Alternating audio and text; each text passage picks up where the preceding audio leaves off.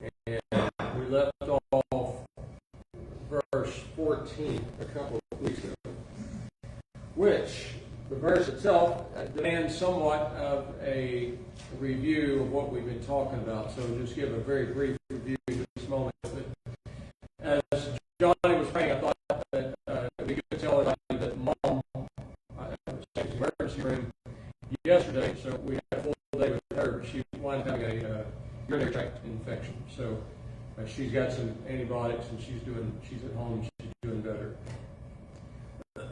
Okay, so we left off verse 14. It says, "These things write I unto you, hoping to come unto you shortly." So, as I said, that verse serves as a good way to start the class because it demands somewhat of a review of what we've been talking about.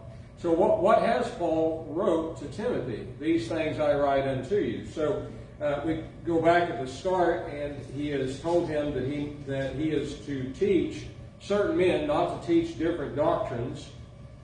He's talked about basically works of the flesh, things that would tempt the Christians to fall away from the faith. There at chapter 1, he's talked about praying for the political leaders or the magistrates of their day in order that they may have a more favorable environment in which the gospel of Jesus Christ can have progress. Not only in their community, but with their own selves. We know even today that I do my best studying when there's peace. In the house, in the church, in the world, and so forth. So less distractions, the more focused the mind. So pray. And he also talked about the women's role within the church, talked about how they were to dress modestly. They are not to be teachers. And then he moved on and gave the qualifications for the elders, bishops, overseers, and the qualifications for deacons. And that's what we completed as far as discussion goes at our last class. So these things I write unto you, all those things. And he says, hoping to come to you shortly. So remember at chapter 1 and verse 3, he said, "As I exhorted you to tarry at Ephesus when I was going into Macedonia, that you might charge certain men," and so forth. So Paul leaves Timothy in Ephesus, and he goes on into Macedonia. His intention is to come to him shortly. But as we read through 2 Timothy chapter 4, it becomes apparent that he never does make it. So it is somewhat emotional, I think, when you study 1 and 2 Timothy, because you read the final days of the Apostle Paul. And so apparently he dies before he's ever able to see his good friend Timothy ever again on this side of heaven, maybe we would say. But he never saw him again. He intended to, but he never saw him again. So we move on to verse 15. He says, now I intend to eventually see you. He says, "But if I tarry long, that you may know how men ought to behave themselves in the house of God, which is the church of the living God, the pillar and ground of the truth." Okay, I want to spend a little time discussing this verse this evening. It is a highly significant passage in our Bibles that has great implications, far-reaching implications to other aspects of the Bible. And so, in my mind, from my own verbiage, if you will, I think to myself, I personally want to be somebody who understands what is being stated and reason in my mind as to what's being said, why is he saying this, what's going on here, what is being said here. This is a memory verse, is really what it is. And if we're not careful, even as adults, these types of verses become nothing more than a memory verse. And we quote them, but do we know what it's saying and why he's saying this? So, as I said, I want to spend just a few moments looking at this evening. It's got such good teaching in it. And one more thing before we start dissecting the verse. again, from my teaching perspective, I have discovered myself, if I can fully understand the church, what the church is, then that helps me in understanding a whole lot of other things.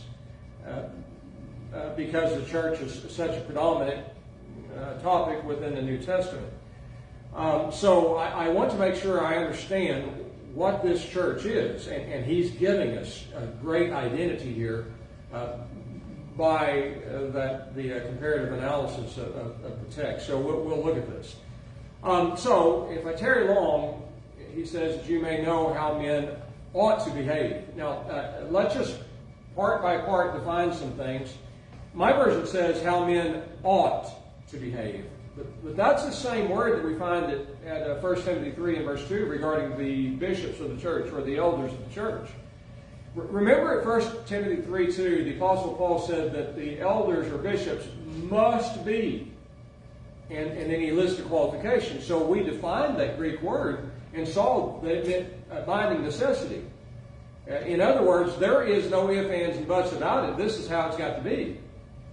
So that's what the Apostle Paul is saying right here. When he says, know how men ought to behave, I don't know that that's a really good translation there. That leaves us with the idea of, well, it might be that we can behave in other ways, but we ought to be like this. You ought to be nice. But that's not what he's saying. This is binding necessity. This is the way it has to be. And as we break this verse down, we'll see this. You don't get into church or stay in a church by being any other way. So this is something that is a must. And he says you must behave themselves. They must behave themselves in the house of God. Now, to behave, again, I'm not sure what your version says there, but it's the idea of the way somebody lives or conducts themselves. So there's a way that a man or woman must live or conduct themselves in order to be in the house of God, which he says, in the house of God. Now, the grammar here is significant, and again, if you're writing notes, you'll want to take note of this little word in, behave themselves in the house, because from an English perspective, it may not get across the idea that the Greek is getting across. But, I mean, if you really think about it, if you're in a house, what does that suggest about you? That says, I'm in a place. I'm in somebody's house. I'm in my house. I'm in this place. I think that all of us can understand and see that. But when it comes to the church, we've got to have the same thought process. Christians are in the place of this house, which is the house of God, the house that belongs to God. So this is God's house. This is where He dwells. And you may think of a passage like Isaiah 57 and verse 15, where Isaiah says that God dwells in the high and holy place with those of a contrite heart. So we're talking about the dwelling place of God before we even get to the word church, right? So there is a specific way that men and women are to conduct themselves, to live in this house. When you're in this house, there's a way to behave yourself. Now, one other thing that you may want to remember is that a good while back we were studying from the book of Exodus, and we come to Exodus chapter 25 and verse 8, 9, and 10. And we took note of how the Hebrew writer quoted from that text from Exodus 25, verse 8, 9, and 10 at Hebrews chapter 8, verse 1 through 5. And he reveals to us that what is going on here is that there are patterns being revealed in the Old Testament of that which exists already, that exists in the New Testament. And so the very specific pattern that he had in mind was the issue of the sanctuary. So God gives Moses instructions to build the sanctuary, the tabernacle, at Exodus 25, verse 8 and 9.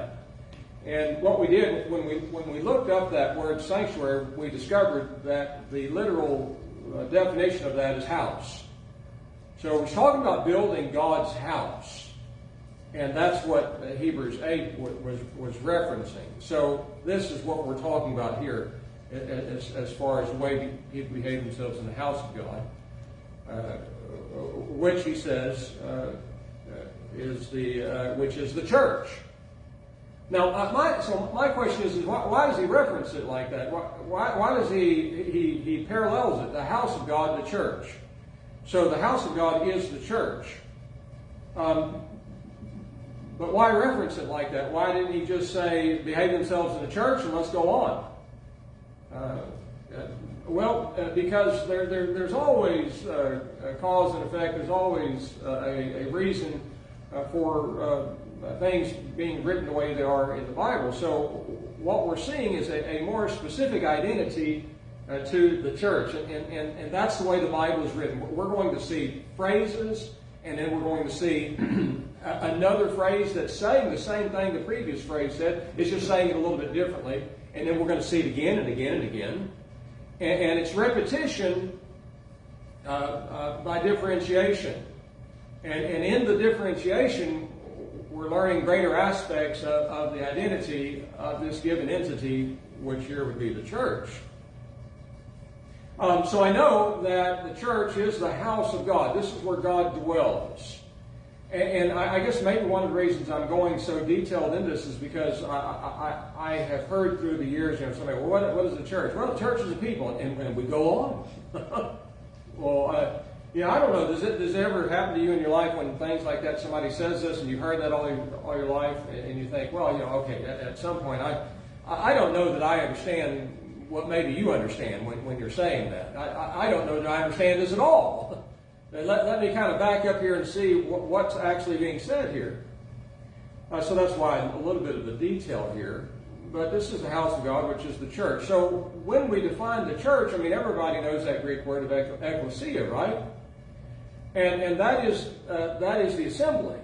That's the called out or the assembling of those who have heard the call of the gospel of Jesus Christ, obeyed the gospel of Jesus Christ, and been added to the church. Acts 5 and verse 14, added to the Lord. When they were baptized, they were added to the Lord, which is highly fascinating in itself, because Lord in Acts 5:14 is a dative noun of sphere, dominion, or place as well. So I know that when one is baptized into Christ for the forgiveness of their sins, they're added to the Lord, and the Lord is in a place. The question is, where is the Lord? Where is God? God is, you say, well, God's in his house. We just read he's in the high and holy place. But where is God? And that would mean we discover where Jesus is at.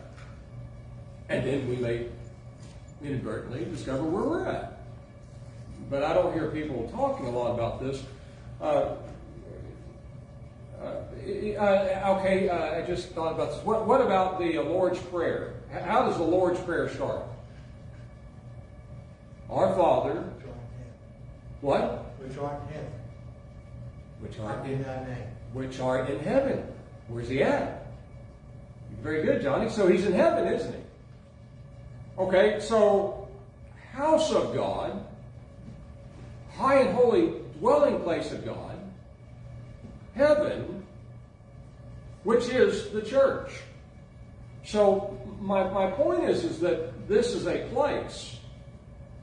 And the more word associations that the Bible reveals, the greater identity I begin to see of this place. And then I see what my place is in this. And I start understanding, as Paul is writing here, that there is no way, as we go through, make it to the next verse, there's no way that anything unholy is going to be in this place, as we give a very thorough identity to it. So we're talking about heaven. And, in Ephesians 2 and verse 6, you may remember that passage as well, where the Apostle Paul talks about when people are baptized, what happens? They're, like Romans chapter 6, they're raised, right? Well, where are they then? Ephesians 2:6, they're in heaven, raised to sit in heaven with the Lord. And that takes a little bit of studying and grasping and understanding as well. I understand somebody says, "Well, am I in heaven right now?" Well, you have to understand, and put all these things together. And that's what we're doing. I want to have a thorough grasp of this, and use the language of the Bible as it's used right here in the text. So we have the church, and this is the idea of assembly. And again, you may be thinking of our study from Sunday morning. We talked about the Lord's Supper. And remember when we come to 1 Corinthians chapter 11 and verse 17 and 18 there, and the Apostle Paul is using very specific terminology. He talks about the assembly and partaking of the Lord's Supper on the first day of the week, and then he references this assembly as the church. So that I begin to see that the cause of the specific term church is the idea of the assembly. This is a specific word in reference to all the people of God that would be in His house assembling. So we have the assembly here, which is the house of God, which is the church. And then he says it is the living God. It's the church of the living God. He's the God of the living, of course, not the dead. And then he says again, so we have three parallels here. We have the house of God, we have the church, and then the church of the living God, and then we have the third parallel would be the pillar and ground of truth. So the church is the pillar and ground of truth. Church is the church. The church is the house of God. So you see, I hope you see what I'm saying. There's a great identity to this. There's depth. That's the word I think I'm looking for. That we will see in the next verse. The idea behind truth in and of itself is the idea of great depth. This is not see Dick run, see Jane jump over the hill or whatever. These things are intended to be very calculated words being used in every setting, and there's a cause for every specific word being used. Now we move to the third parallel, and he says that the church is the pillar, which is a support column, and the ground, which is the foundation of the truth. So now I'm getting this very specific picture in my mind of the house of God. This is where God dwells. This is where His saints dwell with Him, in His house, in His church. And this church where the saints dwell that have been baptized for the forgiveness of their sins, they are the support and foundation of the truth. That to me gets really fascinating because I start making all these word associations with the truth. The truth is the gospel, of course, but the truth is also Jesus Christ, and Jesus Christ is the church. Ephesians 1:22 and 23, the church is the body of Christ.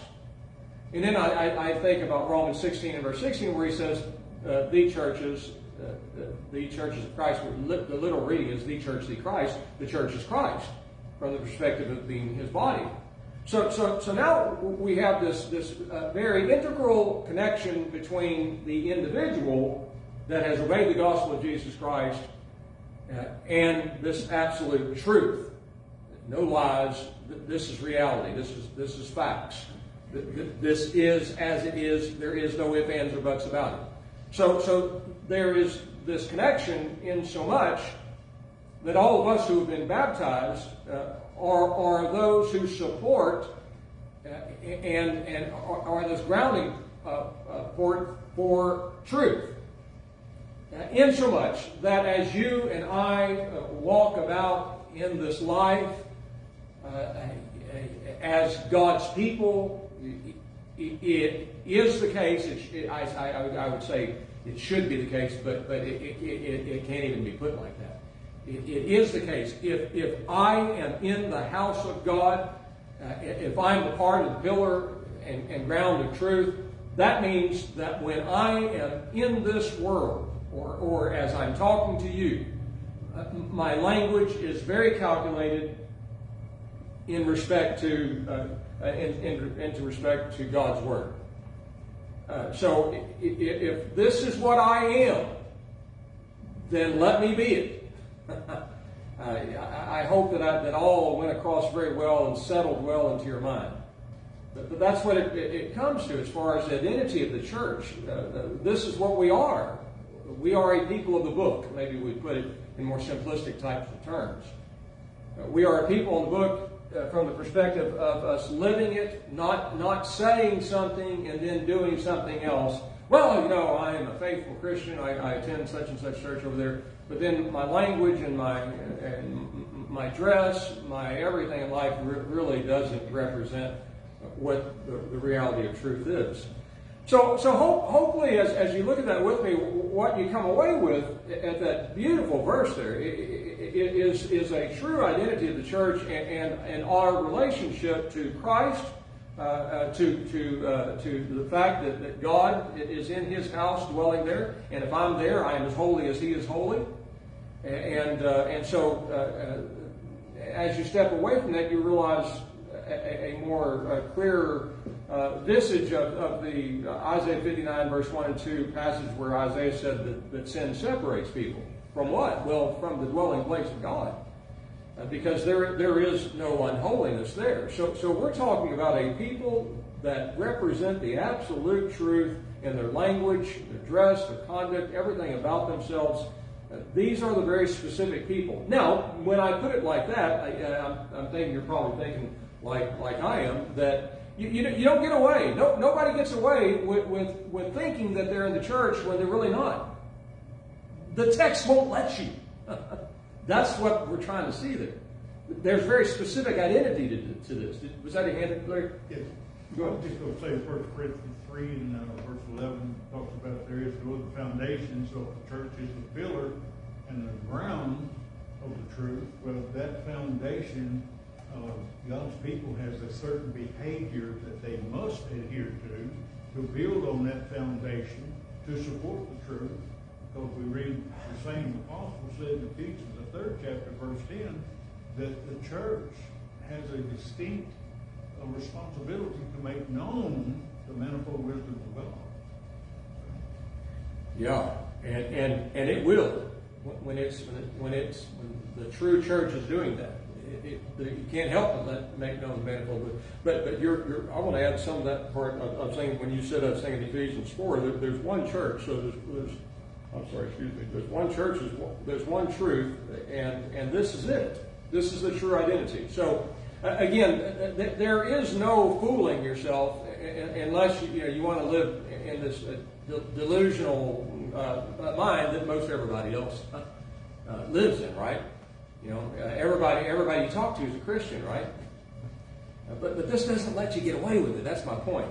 Yeah, and I find it somewhat interesting for me that this is in relationship to what he has just introduced about the elders and the deacons, about their qualifications, about how he says how can an elder take care of the church of God if he can't take care of his own house? Well, like you said, you do your best study when there's peace. When there's peace in the church, the elder's got a good job. He's got an easy job because everybody's behaving themselves accordingly. And he said that's when he says these things write I unto you. That you know how to behave yourself as God's people and conduct yourself properly. Yeah, very good. Okay, the next verse, I was talking to Casey about this. Really, any other comments? Just please do raise your hands. The next verse I was telling Casey, this would make a fantastic gospel meeting sermon. And in fact, I may even, because of looking at time, I don't know how we're going to be able to do this any kind of justice. I may do this coming Sunday. Let's read the verse and I'll explain it to you. Verse 16 says, "And without controversy, great is the mystery of godliness." And that would be a great sermon title. Great is the mystery of godliness. But again, all our lives we say those things, but is the actual meaning in my mind? Well, there's fascinating things here in the word study. So without controversy, great is the mystery of godliness. He who was manifest in the flesh, justified in the Spirit, seen of angels, preached among the nations, believed on in the world, received up in the glory. And the chapter ends. But wow, what a powerful way to end the chapter. But let's talk about this. And again, we're all using different Bible versions. You probably have some different wording there that says without controversy, and that's the idea that there is no debating this. What is being stated is factual. And when it comes to facts, the absolute truth, as opposed to things that are not true, things that are not factual, supposition, opinions, all those kind of things, those can be deliberated. Well, I have the opinion, well, I like dogs, well, I like cats, well, okay, we kind of, and we have a little debate as to what's a better animal to have. Well, but hey, that kind of mess doesn't fly in the Bible, does it, as far as the absolute truth goes? So there is no controversy here. And that which is an established fact that is not to be debated is this. Great is the mystery of godliness. And then, it's like that, well, there's two clauses to this verse. The first, great is the mystery of godliness. Second clause, he who was manifested. And then he makes this doxological, if you will, statement of Jesus Christ. But let's just kind of break this down. You're going to really like this. So what is it that is not debatable? It's something firmly established. Well, great is the mystery. Now, the word great is from the Greek megas. Like something you hear people say mega today. And I think when we hear mega today, the idea is something that's big, which in English that's true. But listen to what this means in the Greek, okay? Great is the mystery. What does great mean? It means something that's weighty. All right, you understand things that are weighty. We're not talking about light things that have very little meaning. We're talking about something that has some depth to it. Think about the prayer that Paul prayed with the Ephesians. He talked about the Word of God, described the Word of God with the great depth, the height, and width. So we're talking about something that is weighty. It's magnificent, something that's magnificent, extraordinary, glorious, or powerful. So great is the mystery. And a mystery, again, follow closely, you're going to love this. Great, magnificent, extraordinary is the mystery, a divine secret, of godliness, which is eusebia. You've probably heard that all your life, right? The Greek eusebia, and that's the idea of holiness. Okay, so what is he saying? There is an extraordinary divine secret of holiness. Now, when you put it like that, you kind of get a smile on your face, don't you? And you say, aha, wow. So, what has he just talked about? The truth. Now what does he do? He gives a parallel like he always does. And he says, without controversy, there's no debating this, great is the mystery of godliness. What he is saying is that the truth uncovers, reveals this divine secret about how one can achieve holiness. That's what he's saying. Now, the absolute truth is the only thing that can do that. And so it inferentially tells us that there are high and holy expectations. God expects our holiness. So let's just kind of reason about this for a moment. Within the truth, there is revealed the divine secret of how to achieve holiness. Now, if you can answer this question in life, then you have answered the most important question that anybody on the face of the planet Earth has ever asked in all of history. And that is that if God expects me to be holy, but yet I have sinned, how do I achieve it? The truth gives the answer. Now, I'm looking at the clock. We have time to do this. I want to turn over to Romans chapter 4, and it might be that some of you are thinking about this because this is just commentary. It's just beautiful how this works. Now, at Romans chapter 4, I want to start reading at verse 1 here. Now, remember what we're doing. Before we get to the second clause of this last verse of 1 Timothy, we're looking at this great mystery of godliness. It is weighty. This is a weighty matter. This is extraordinary. A divine secret of holiness.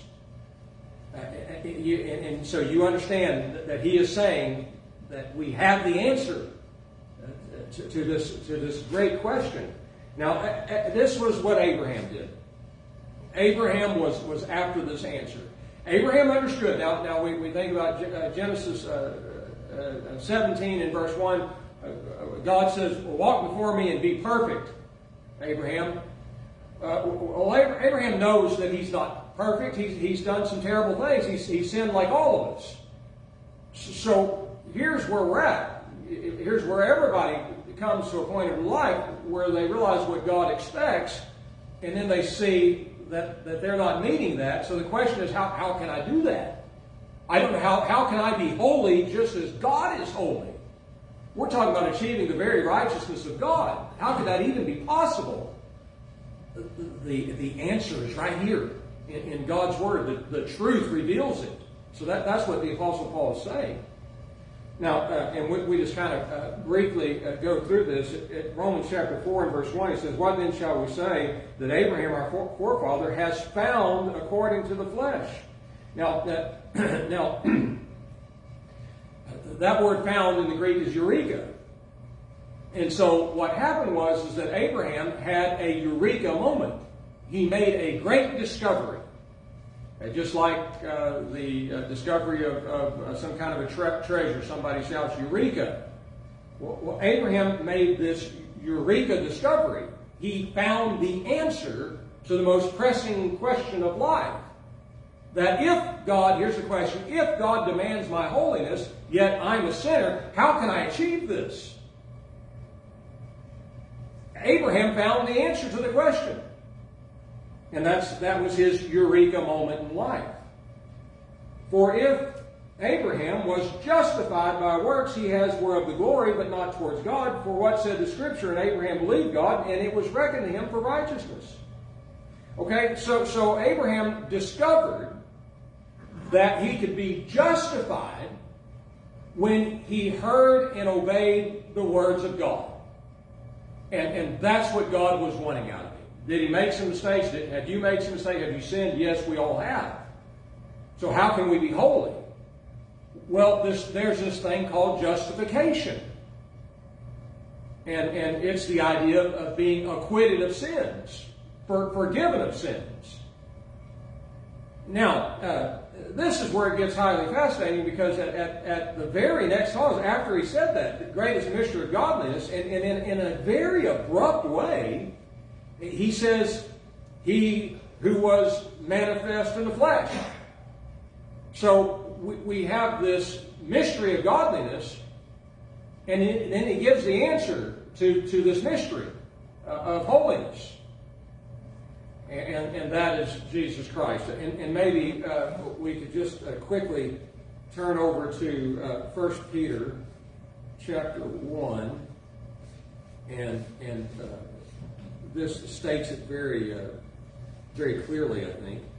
I'm looking at 1 Peter chapter 1. Listen to what he says. Now remember, great is the mystery of godliness. How can we achieve this holiness? Well, it would be through justification. Well, does that just automatically happen? Verse 18, knowing that you were redeemed not with corruptible things, with silver or gold from your vain manner of life handed down from your fathers, but with the precious blood as of a lamb, without blemish and without spot, even the blood of Christ. So, now, there he references Christ, the sacrifice, as an unblemished lamb. And now we get back to our text here. Great is the mystery of godliness. Let's talk about Christ.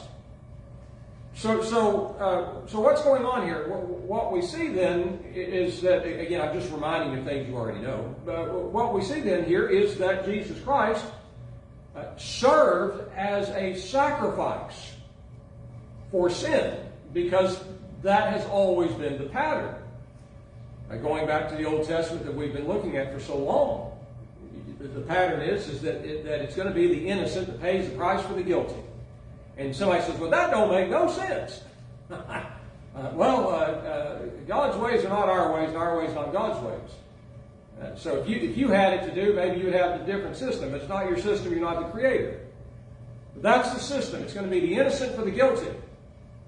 And so Christ, the one who never sinned, you remember when Jesus tells the people, which of you convicts me of sin? Boy, could any of us say, well, that is some kind of a statement there, isn't it?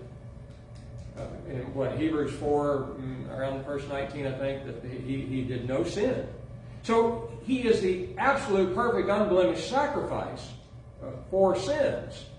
But in order for God's Son to be a sacrifice, he's going to have a body, right? And so the Hebrew writer talks about that, but that's where he gets in this second clause here, when he says, he who is manifest in the flesh. And again, these are very calculated words. The idea that he, being Christ, was manifest, that's the idea that he came to be. That word manifest literally means he came to be in the flesh. And again, we have that same Greek epsilon nu, which is the idea of place. So you see what he's saying? The Son of God took the place of flesh. Here's flesh, and he occupied that place. So that now he's flesh. You can't be a sacrifice without having a physical body. And so he came to be flesh, in the place of flesh. If you're writing, John 1:14 is a great passage there. In the beginning was the Word was with God, the Word was God. And then in verse 14 it says, and the Word became flesh. There's so many connections, isn't there? The previous verse, we talked about the connection between truth and Christ. And so now we see the Word, and the Word becomes flesh. It's highly fascinating, isn't it? Now, second, he says, not only was he manifest, or he came to be flesh, but he was justified in the Spirit. My version says justified in the Spirit. That may be an odd word to us, because we just use the word justified from the perspective of being forgiven of sins. And now this says that Jesus was justified in the Spirit. But we have to understand, again, language. And words have different meanings in different contexts. And so here, this Greek word literally means to be set forth as just or honorable. So the idea is that Christ comes in the flesh, and he is set forth as this honorable or just one. So again, the idea is that he does not sin. He is the manifestation of truth. The flesh, the manifestation of truth in the flesh. He does not waver. He is as his name is. He is the Christ. He is the truth. And so he has set forth that. How? Well, he's in the world. People are hearing him talk. And you know as well as I do, for example, when at the end of the Sermon on the Mount, when he's finished talking, what do they say? Oh, wow, we are absolutely astonished. Never heard anybody talk like this. Jesus laid it out there. And so he is seen as this absolute perfect one, which would make him, of course, the absolute perfect sacrifice, which was foretold in the Scriptures, of course. And it says he was seen of angels, and that's a little bit more complex as far as the information that's given to us. We don't have a lot about that, but I know that there are references to Jesus and angels as far as them comforting him and so forth. And obviously, when he was resurrected in 1 Corinthians 15, he was seen of many people, certainly seen of angels as well. But again, it adds to his divine personage. And says, preached among the nations. So he is sacrificed, he's resurrected, he sits with the Heavenly Father, and he's preached among the nations. The Great Commission. Go into all the world and preach the gospel. He that believes and baptized shall be saved, and so forth. All right, so he's preached in the nations. We got the whole. We've got the entire Bible to illustrate that, and it continues to exist even to this day, right? Well, what is the consequences of that preaching? The next phrase: believed on in the world. Romans 10:17. Faith comes by hearing the word.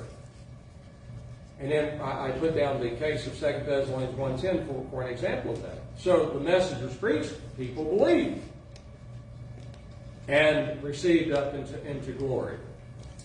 Ascending into the heaven to sit at the right hand of God. So you have, I'm going to say this, and you just take it for what it is, okay? But what you have here is literally no different than what we are experiencing, for example, in our study of 1 Samuel right now.